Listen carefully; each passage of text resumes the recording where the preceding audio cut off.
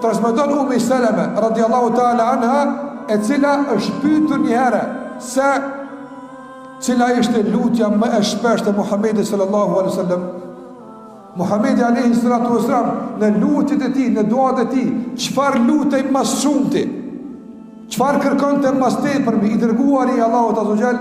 Tha Ummi Salama, duaja më e shpeshtë që kemi ndëgjuar nga Muhamedi sallallahu alaihi wasallam ishte: Ja muqallibal qulub, thabbit qalbi ala dinik.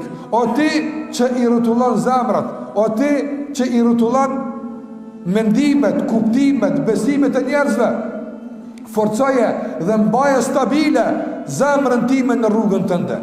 Kështu lutej më shpesh te Muhamedi sallallahu alaihi wasallam. A thua vallë që të mbetemi stabil në rrugën e Allahut xhallahu ala, që të qëndrojmë përballë të lashëve, mëkateve, joshjeve, epsheve, sa lutim Allahun xhallahu xhelalu. Andaj porosia e kësaj hutbe është që në fushën, në mejdarin e stabilitetit tonë në fenë Allahu xhallahu ala, faktori kryesor që ne e përdorim në tjetë, lutja Allahu xhallahu ala. Ta lutim Allahun te bareke ve teala natë dhe ditë në namazet tona dhe jashtë namazeve tona dhe kudo që të jemi, që Allahu xhallahu ala na mundson që të jemi fillimisht të qëndrueshëm në rrugën e tij dhe të vdesim si musliman. Qase kjo është një sfidë, një sprovë që nëse Allahu nuk na përkrah, nuk mund të ecim përpara.